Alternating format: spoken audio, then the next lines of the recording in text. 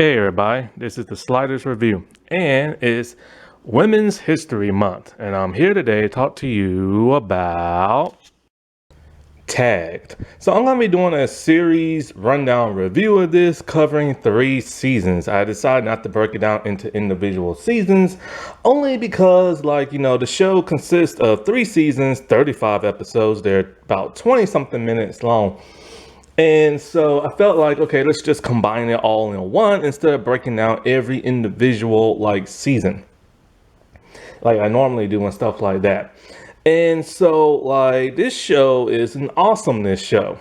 And those are web-based television shows where up and coming rising television stars get to be in these type of series, and also internet personalities, people from YouTube, Vine, stuff like that.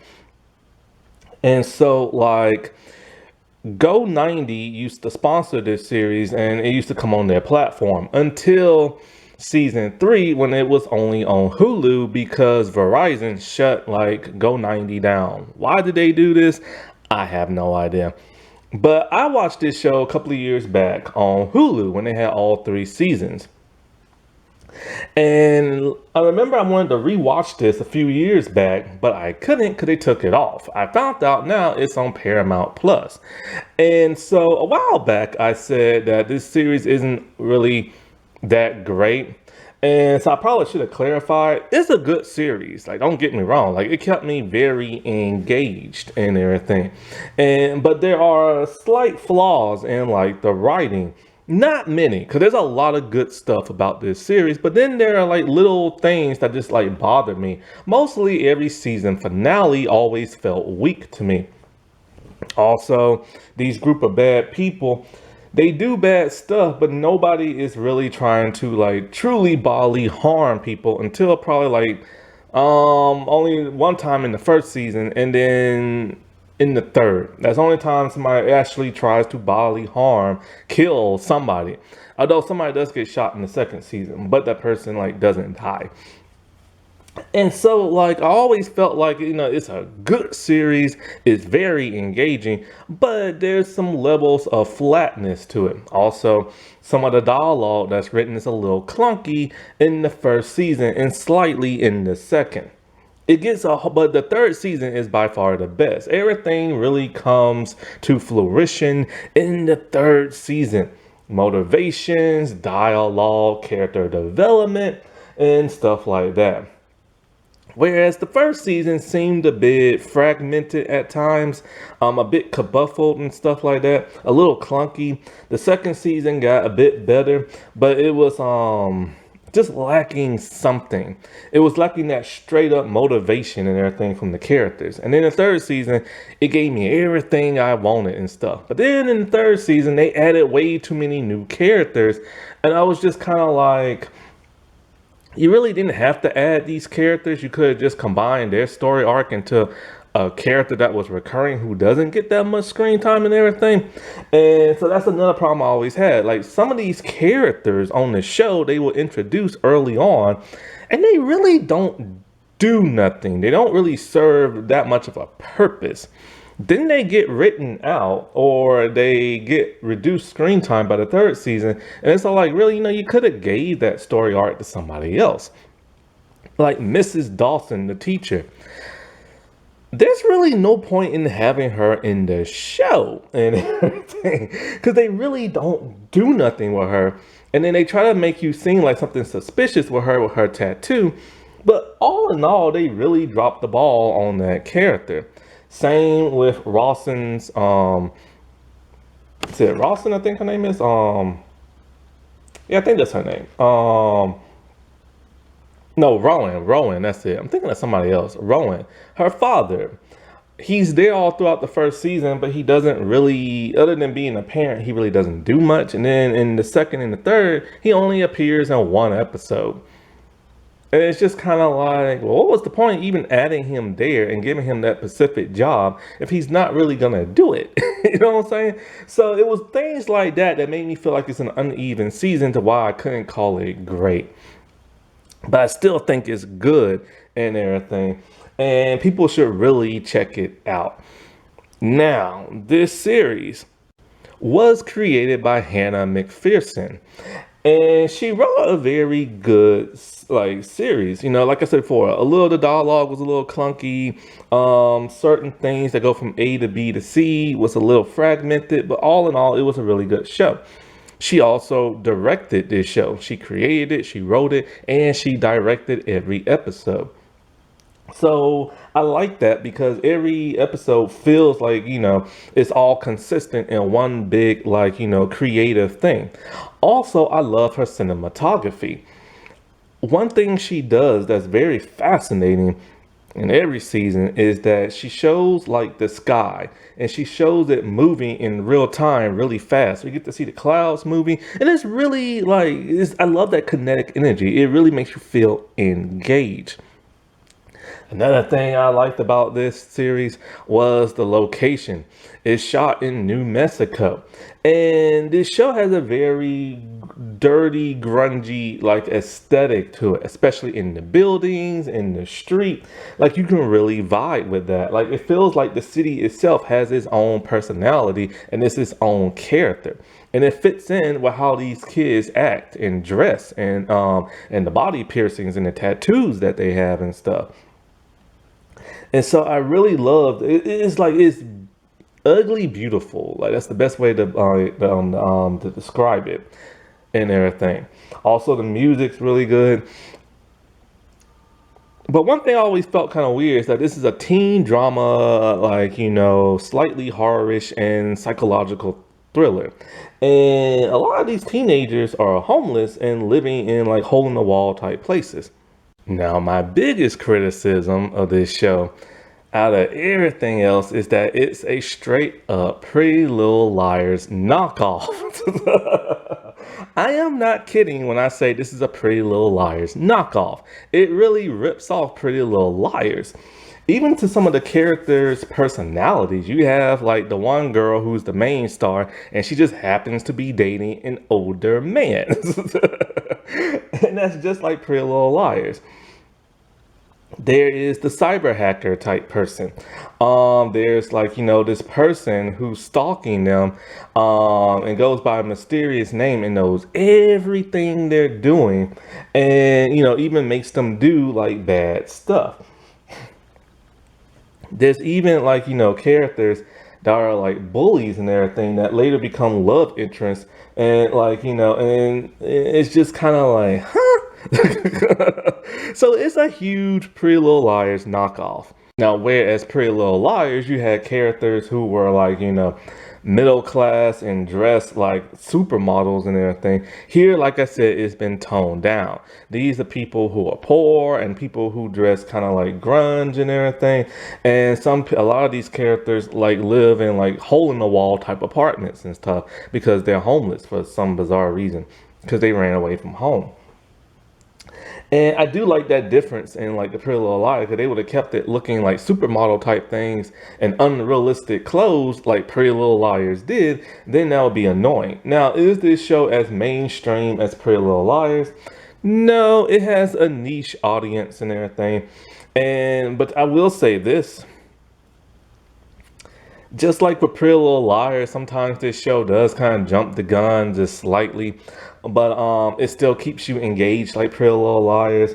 Pretty Little Liars lasted for more seasons, but Pretty Little Liars fell off the deep end towards the middle and end.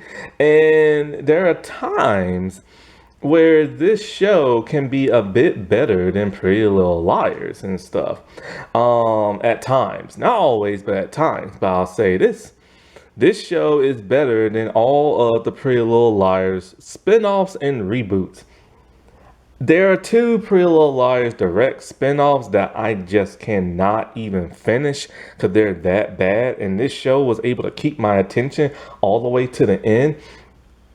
And then there's the Pretty Little Liars reboot / spinoff. And even though I finished that, I did not like it. I still think this show is more superior than the spinoff series of all the Pretty Little Liars show. And that's saying a lot. Even, and also this show, it's nicely acted. A lot of people here can really, really act and stuff. Some better than others, but for the most part, everybody does a solid job. And this is going to be controversial, but some of these stars in tagged can actually act better than the people in Pretty Little Liars. One of the things about Pretty Little Liars that people always complain about the acting out of some of the characters and stuff. And you know what? Like I said before, this show, even though these people don't have that much experience, just like the Pretty Little Liars people don't, they did a better job at acting than the people in Pretty Little Liars and stuff. And there were times when the people in Pretty Little Liars tried a little too hard to act. And so that is one major accomplishment of this show. Now, with this show, you will recognize a lot of its stars. Some of these people have been appearing in like 13 Reasons Why, The Gifted, Oppenheimer, The Walking Dead, what is that? MacGyver and everything. Like, you will recognize a lot of these people. And I recognize some of them. I'm like, oh, hey, it's like a little teen fest of like teen drama shows that I've been watching and stuff. And, they all got these gigs and stuff. And so that's like really cool. And so all in all, I really suggest like checking this show out because it's very interesting. I just wish it was still on Hulu, but it's not. It's on Paramount Plus, but Paramount Plus does not cost that much. I forgot exactly how much it costs, but I think it's around $5 or so. Not that much, 5 to maybe 8. So it's not really that much. But the thing about Paramount Plus is I really couldn't find anything new and interesting to watch on their site. Mainly when I got it, it was just for like Star Trek stuff and to watch some of the older Nickelodeon stuff. But not every older Nickelodeon show is on there, which is really bizarre and weird. Not only that, but I also wanted to watch some of the older CBS type shows. Once again, a lot of the older stuff is not there. So it's kind of like, what was the point of this like platform and everything? Mainly, it has a bunch of like animated Nickelodeon stuff. It has a few of the more current CBS type stuff. It has more of the mainstream like Nickelodeon things like True Jackson, Ned Declassified, iCarly, Victorious, stuff like that. And of course, all the Star Trek stuff. But other than that, they really don't have that much original stuff. And a lot of the original stuff has already been canceled or pulled from the service. And now they're relying on rebooted stuff like, with Rugrats and SpongeBob. And, it's kind of like, I wonder how long this platform is going to last. So when I do this review, it's going to be slightly different than my normal reviews. Since I'm covering 3 seasons and everything, I decided when I do the character bio profiles and stuff, not to go from start to finish because there's some things that happen in the other seasons that I want to get to in a later time in this video.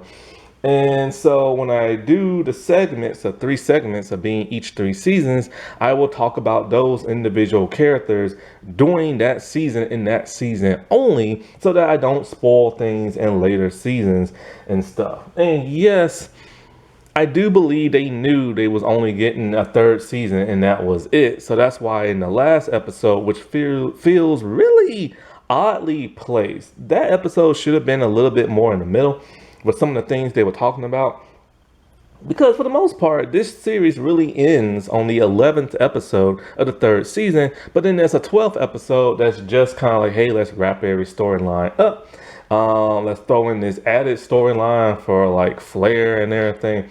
And then it does slightly end on a cliffhanger, which is annoying because they ended the series, wrapped everything up in a nice little bow. But then it's kind of like, just like Pretty Little Liars, hey, here's a little cliffhanger in case we get renewed. And I hate that. I hate that with as much passion as possible. So let's get into season 1. So just like with Pretty Little Liars, this is a female-centric series where it follows our 3 leads and everything. And what's really interesting about this show is just like because it's a Pretty Little Liars knockoff, our 3 heroes who we are rooting for to survive this show actually are the ones who have caused all this bad stuff to happen. So in a way, they're kind of the bad girls who ended up being the good girls, and every bad thing that has happened in this series is their fault. Just like Pretty Little Liars did. And I'm just kind of like, dude, why did you rip off Pretty Little Liars? It's weird. Like, don't do that. Like, come up with your own thing. But I get it. It's the name of Hollywood, and Pretty Little Liars was a big thing for 7 seasons and stuff. And, there have been other Pretty Little Liars knockoffs and everything. There's Crown Lake. Um, Riverdale's not really a knockoff of it, but slightly and everything. Even the Scream television series, and I know what you did last summer television series, was a bit of a Pretty Little Liars knockoff and everything. But not to the extent of this.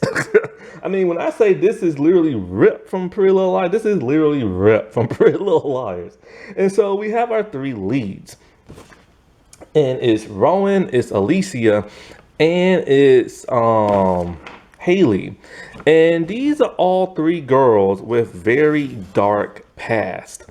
And well, one of them actually doesn't have a dark past. But anyway, the 2 of them, well, no, the one doesn't have a dark past, but she has a dark current like present.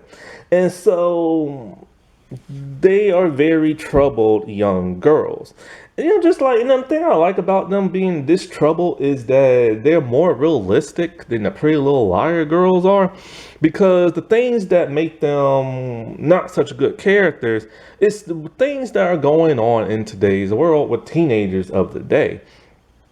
That's the one thing I like about the believability of this show as opposed to Pretty Little Liars. Pretty Little Liars felt more like a glamorous teen drama where you will have things like a younger person dating an older person, but it felt superficial. Where in this show, it does not, and it actually feels realistic and stuff. And so these like 3 girls and everything, they used to be friends, but they no longer are friends. And in the beginning of this series, because of all the stuff that's going on with them, with their cyber stalker and everything, they reform their bond and their group and stuff. Now, one thing that's interesting about the first season that I felt a bit jarring, that one thing I didn't like about this show, is very heavy on social media. Like, I never seen a series that you would see a character walking, looking at their phone, and then we would see the stuff pop up on their phone. And they would just start scrolling and scrolling, and it became a bit redundant and irritating in the first season. They only do it in the first couple of episodes, but it really takes you out because I don't really expect to see everything on their phone as they're scrolling. And these kids are constantly glued to their phone just like everybody else is in the world right now. And so that's one visual I could have done without that I just really did not care for. Thankfully, by the 2nd and 3rd season, you see a lot less of that. You don't see them constantly scrolling on their phones no more. But you see the text messages coming up, which is fine because it's nice to see it big and bold letters to read what's going on, as opposed to a teeny tiny little screen as you get older and your eyesight is getting worse. And so I do like the fact that these 3 main girls and everybody else in this show is very realistic. But there are times where their realism gets a little too far to where it's like, okay, somebody will bully somebody, but not to that extent. You know what I'm saying? Now, right from the start of season 2, they get us with a huge shocker. So, primarily, all of season 2 takes place 3 weeks ago. And so you only get into the present towards like the last couple of episodes, right? Why? Because they wanted people to, like, when you watch the first episode, it hits you hard, man, with a shocking reveal. So we see Alicia. She leaves her place because she's no longer living in a trailer park. Now she's living in kind of like these hotel apartments with her brother. And right next to her is her teacher and stuff. And so like she's running out to like her truck, or Jake's truck, I should say. And she takes off and she drives around the corner. While she's doing this, there is one of the members of this new cult, the animal cult named the Zoo. and they have a device in their hand. They keep pressing the button, and then as soon as Alicia goes around the corner, boom, it's a huge explosion. And then, the cult person goes around the corner, and we see the truck is in rubble and there are flames everywhere. And there's Alicia laying on the ground with blood on her face, and the person takes her picture. The person in the mask takes off the mask, and it's none other than Rowan. And it's just kind of like, what the heck just happened? In the first season only, all the episodes are named after hashtags and everything. This gets abandoned by that of the second and third season. Not sure why. Maybe they didn't want people hashtagging the name of the episodes, on Twitter or something, because some of them are kind of edgy and everything. All right, now on to the characters and stuff.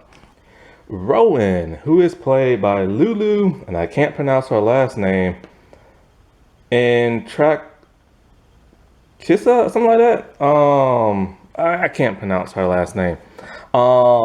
She is, for the most part, our main girl of the group, kind of like how Lucy Hale's character was, and she's actually our only main person of color in the whole series, other than like the person who plays her dad and sister, and this other girl that gets introduced in season 3.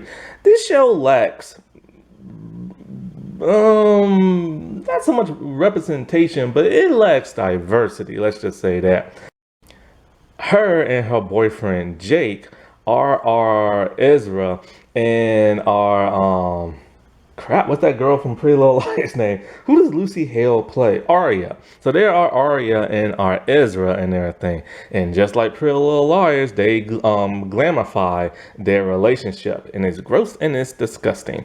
And it should not be taught on like a television series. And I wish to God they would stop doing that. But anyways, so her big thing is she's dating an adult. And she has to keep it a secret because her dad is the sheriff of town and everything. And so basically, in this show, the teenagers are constantly walking around at night.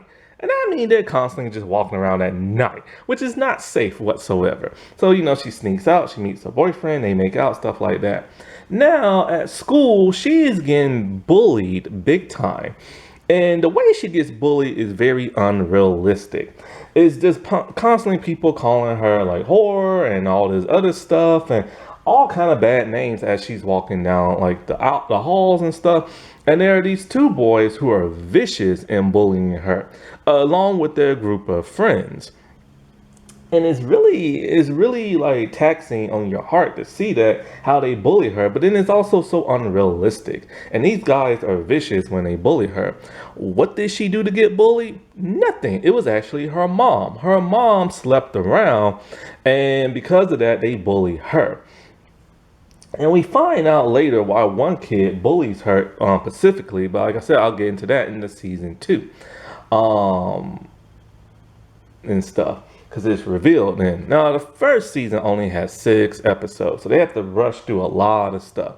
And so these group of people who are bullying her, one of them is like, what is it? One of the main girls in the show that becomes her group of friends. And so the thing about her is that she's kind of just like a quiet person. She just kind of keeps to herself. She kind of has this kind of like, kind of like a freaks and geeks kind of look to her, kind of like a grunge kind of look, you know what I'm saying? And so like she's just very quiet, and she takes all this abuse from like all the kids. She doesn't rat them out or nothing like that. She just takes it, and it takes a toll on like her emotions, but she don't never really show it. She kind of just like brushes it off and everything. And so throughout the entire season, she's dating this dude, but then when her best friend finds out that it's her brother, it causes problems between those two. And so and of course, when they're starting to get stopped by this cyber stalker and everything, she starts to suspect it might be him because of something he drops. Kind of like the Scream thing in the first one when Billy drops like the phone and everything. He drops something that makes her suspicious to the point where she has him arrested. But she doesn't tell about the underage thing. And one of the reasons why they don't tell stuff that's going on with them in the series is because the bad person says, if you tell somebody, I will ruin your life.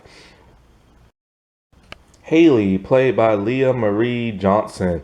And so her thing is she has a drug problem. She's constantly popping pills. She's part of the group that makes fun of Rowan. But she doesn't like it and she breaks away from them very early to befriend Rowan again. And so she's single, but she likes a guy named Sean. Problem is, Sean is dating her best friend, Nikki, but she does not care. She actually ends up making out with him. And then when she gets really upset, she ends up sleeping with him. He wants to date both of them, but she doesn't want to break them up. And she kind of just like, she only uses him for like emotional support whenever she's really upset. She's the nicest out of the entire group, and she's the most forgiving and stuff. And she has a very soft quality about her and her personality. One thing she does is that she will drug her mom so she can sneak out the house and get her laptop back. Her mom doesn't want her on the computer at certain times of night. So she drugs her mom, like she'll put like pills and sleeping pills in her drink. And mom's knocked out. She will get her computer back and she'll go wander off and do things with her friends. And the thing that she did that was really bad to the bad person in this series was that her and her friend Nikki, they were trying out for like a play, Romeo and Juliet.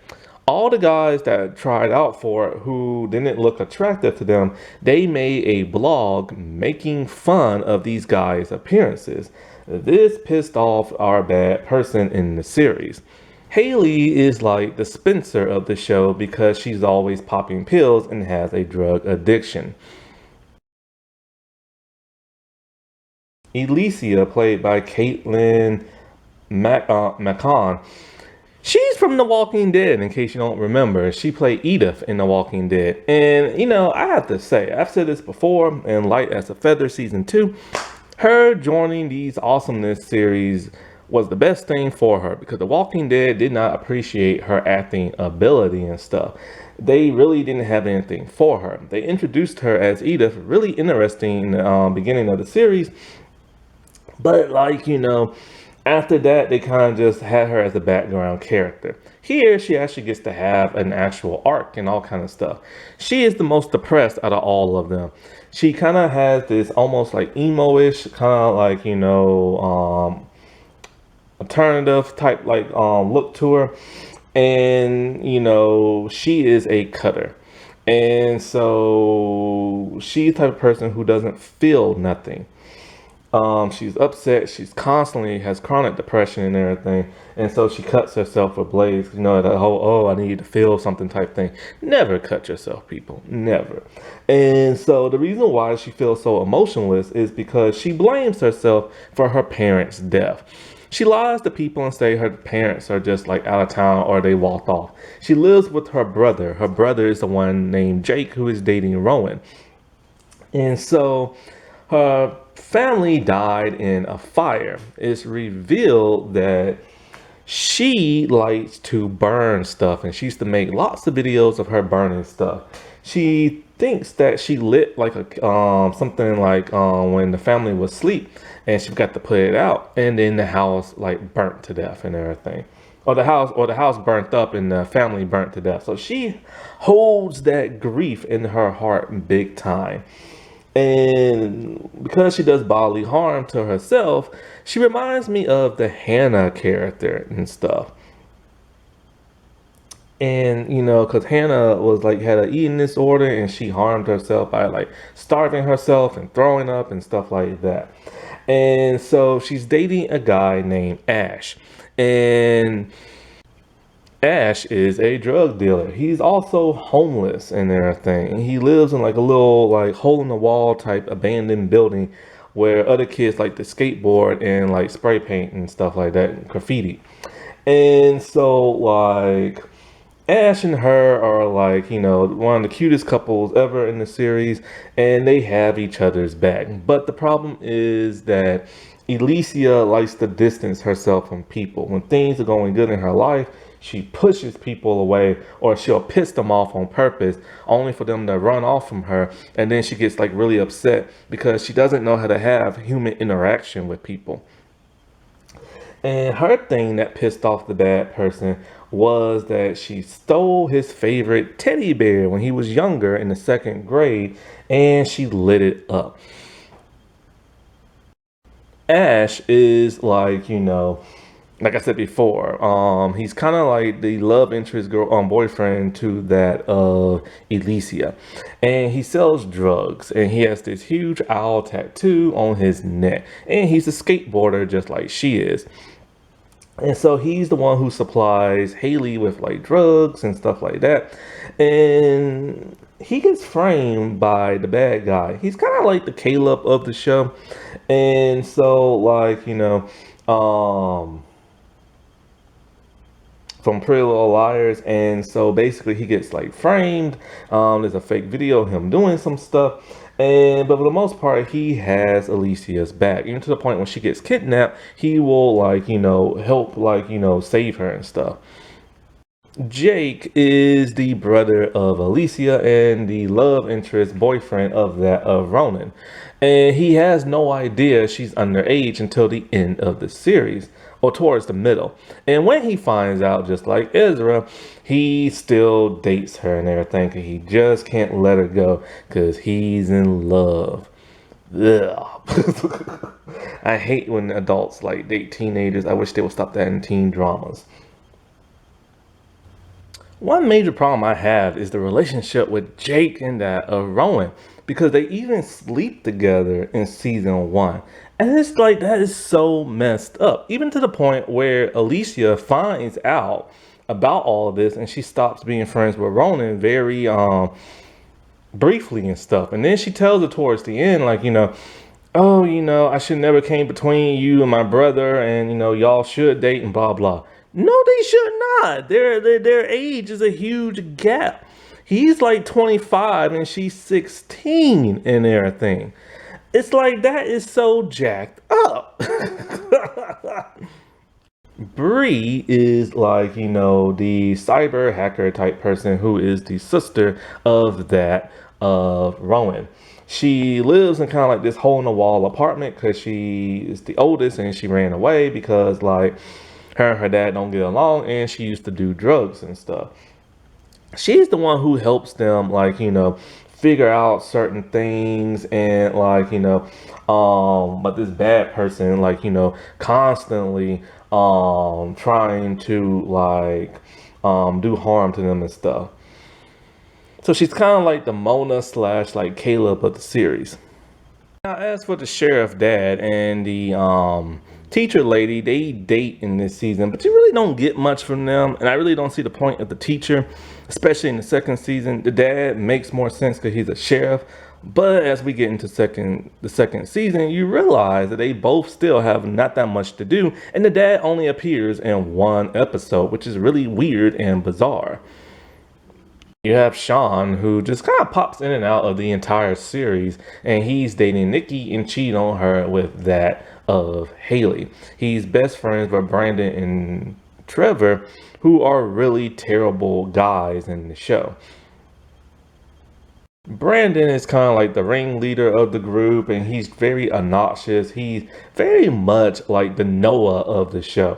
And he's just annoying. He hates Ronan for no apparent reason, other than the fact that Trevor hates her. And so he hates her because of that. And he's just an all-around terrible bully and stuff. Trevor is just a pain in the butt who hates Rowan. We find out in the second season why, but like, for now, he's just a bully and stuff. Nikki is the girlfriend of Sean, best friend of Haley, and she's a bit of a bully herself to Rowan because, she hangs out in that certain group thing. Her mom wants her to keep being a cheerleader, but she doesn't want to.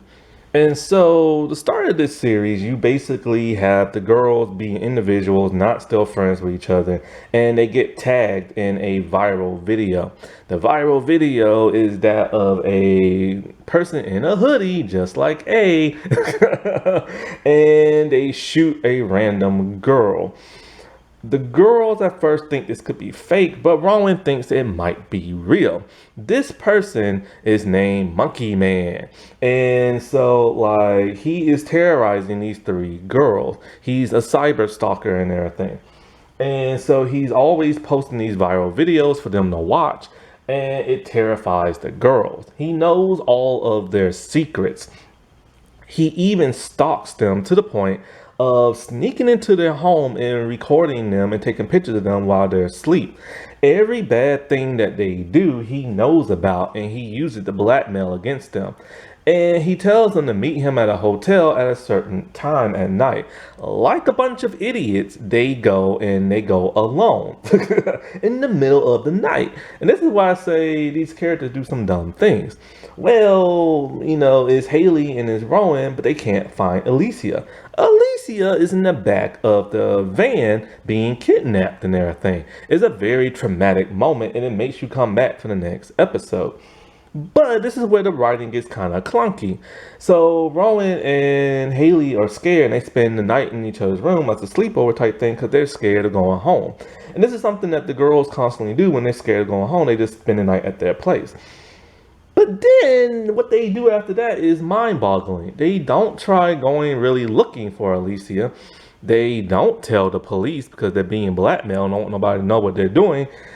So they just let Elise kind of suffer and everything and don't go looking for her, and they go about their normal day at school. And I'm just kind of like, yeah, the Pretty Little Liars did that, but they at least investigated more. Here, the investigation is kind of just like up in the air kind of thing. It's once in a while and it's kind of weird. But then after, they keep getting more videos that are scaring the crap out of them. And, them falling in a hole and people like doing bad stuff to them. And then that's when they start investigating. They tell Ash they go looking for that of Alicia, and they find her strapped to a chair and her forearms are bleeding because Monkey Man wrote something on her. We don't know what that is until the second season. And basically, I'll just say that right here, right now. They just called her ugly and stuff like that. Which she is not ugly whatsoever. She is gorgeous and stuff. And so, like, the girls now know they're dealing with a very deranged, dangerous person. So they do start investigating.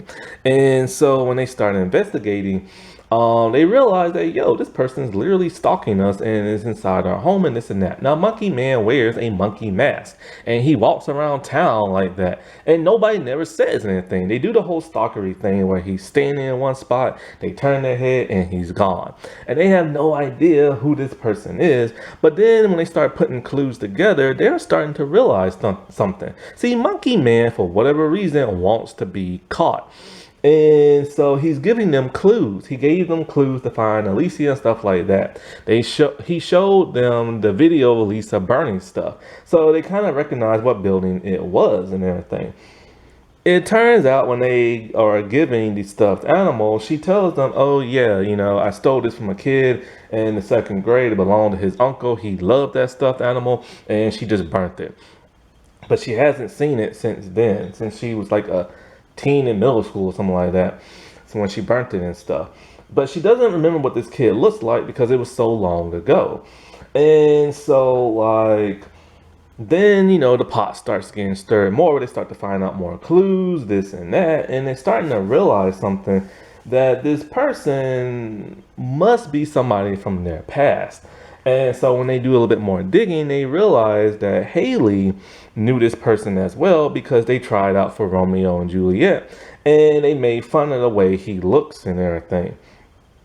But they don't know exactly who it could be. So they go looking through all, like, the videos of seeing who it could be, and then they really find out who it could be. And the person it was is a person who kind of pops in and out of this show. Dunbar fakes. And he goes by the name Eric at first on the show because he doesn't want nobody knowing who he is. But the thing is, the girls don't even recognize him. Dunbar is just your dopey kind of kid who's very nice. He has a huge crush on Rowan. And when he finds her at school, he's all like, hey, you want to just like hang out and be friends? She tells him yes, but never hangs out with him. She constantly blows him off, not necessarily on purpose, but because things are going on in her life and she has a boyfriend. And so, like, it's not her fault for blowing him off. It's just things came up. But when you say you're going to hang out with somebody, actually hang out with somebody, you know what I'm saying? And don't just constantly blow them off, because he came off as a very nice person. He is the one who had his teddy bear stolen as, like, when he was younger, because it's later found out his uncle is dying of cancer. And so because he's heavier set, Haley made fun of him. Now, the girl he shot, Ash actually remembers her and stuff. And she's a girl who's not very nice. Basically, what happened was this. Dunbar is beloved by so many people. He went to camp with so many folks. And these folks are later revealed later on in the series. And so, like, basically, he was friends with Brandon at one point, and this one girl was picking on Brandon for wetting himself. So Dunbar steps in, is all like, hey, leave him alone and everything. This girl is nuts, pulls a knife on Dunbar and threatens to stab him until he pisses himself. Everybody around him is making fun of him and recording it, even Brandon. Even Brandon didn't try to stop it because Brandon is just a douchebag and everything. So he wanted revenge, and she is the girl he shot in the video. That is the only person he actually killed.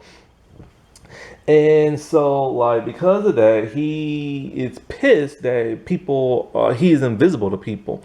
He wanted Rowan to, like, notice him and everything, and she wouldn't. And so it's kind of like he has a huge crush, she doesn't reciprocate, and he goes on this revenge thing towards her. When they're all at a party, she realizes when she puts the pieces together, it could be him. And then when he finally reveals himself to her, at this time, the whole group, along with her boyfriend and everything, and now her dad and teacher, because now they know about the cyber stalker dude. And so they're all at the party looking for him. They don't do a very good job of trying to find this person, especially the cop who could have just broke up the party, and especially since he had a gun. But anyway, the adults in here are weird in this show. So anyway, he's doing the typical psycho thing, talking about why didn't you pay attention to me, and blah, blah, blah, and all this other stuff. But you wanted this guy, blah, blah, blah, and you're so mean, and the other girls are mean, and then blah, blah, blah, blah. And so he has a gun pointed at her, and she's scared. Then the group shows up, and he cocks it and points it at them. The camera pans away, and you hear a gunshot. The dad runs in, and Dunbar is on the ground in his own blood, and some of the blood splattered on that of Rowan, and there's blood on, like, the wall. Oh, by the way, it's Nikki's house, so she was having a party. And I'm just kind of like, wait, hold up. This is one of the things that didn't make no sense to me when I watched the first season. I'm like, if he's this bad, terrible cyber stalker, and he killed this one girl for putting a knife to his neck, and he's stalking these 3 girls, you would think he would try to kill them instead of, like, taking his own life. But he's so deranged and so depressional, and he suffers from, like, all this, like, depression and stuff, that he just took his own life. And that didn't make no sense to me when I watched it. And still to this day, it makes no sense to me. Now, in real life, people are saying, yes, you should do this. If you're a person who is deranged and you want to go on a mass killing, don't hurt nobody else.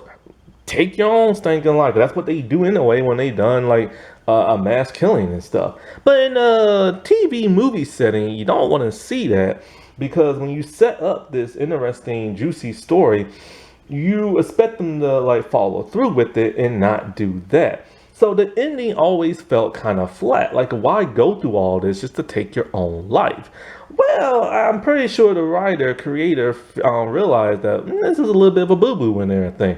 So she rectified that by planting more seeds in the next two seasons that actually makes more and more sense with the new bad people we get and stuff like that. It all comes back to season one. Now, you think season one's gonna be over with, right? But no, the girl gets more text from Monkey Man. How can that be if Monkey Man is dead? And they say this is just the beginning. There are more of us. And now we see more people dressed in animal masks, meaning that there is a cult of these people and everything. And they are going after these three girls, which terrifies these three girls to where one of them does something so crazy between season one and season two off screen. And so, like, the cult thing was a great addition in season two. The problem with the cult thing is they revealed themselves too quickly in season one. And it's kind of like after this dude is gone, how did they form so fast? You know what I'm saying? Which they kind of explain in season two, but still it makes no sense. So I wish the reveal of the cult wasn't until the second season. They could have still had Monkey Man text them and everything and being like, oh, this is not over and stuff. And that would have been enough for them to people be hooked and come back to season two. Revealing the cult and this quickly was just odd in my opinion. And so, because Dunbar was such an evil person, he is the one who actually had whatchamacallem, Alicia's family murdered and stuff. So Dunbar is like the Mona of the show. Got picked on when he was younger and then became a cyber stalker type person. Now, one thing that doesn't make no sense, and I blame the writing on this, is that like it doesn't really explain why the girls don't never really go to the police or Rowan's like dad. Because, okay, Monkey Man is blackmailing them with videos and stuff, right? But here is the thing. Some of those videos, he gets so pissed at them, he just leaks anyway. Like, he leaked the picture of, like, Alicia cutting herself to the entire school. He has leaked video to the entire school of like Haley drugging her mom. The only videos he hasn't leaked is the one of Rowan with like Jack or Jake, or his name, Jake. And so like I don't understand why they don't go to the police. Yeah, that will incriminate Jake and everything, but he did a bad thing and he deserves to go to jail for messing around with a younger girl. And he could even use the excuse of, I just didn't know her age, until he did find out her age and like, you know, still did stuff anyway. But it's like, you know, so I don't understand because he doesn't have that much leverage on them. But Jake is probably the biggest leverage in that of Alicia and that of Rowan. So I can kind of understand why they went along with it, but I don't understand why Haley constantly went along with it because she doesn't have any ties to Jake. And so, like, you know, if they just would have like confessed right then and there, then, you know, Monkey Man and then, you know, would have went to jail and Jake would have went to jail and everything. And so I just don't understand. But, you know, Elise in the third season, they have a really, really, really good reason why they won't go to the police and stuff, because there's more dangerous stuff that happens.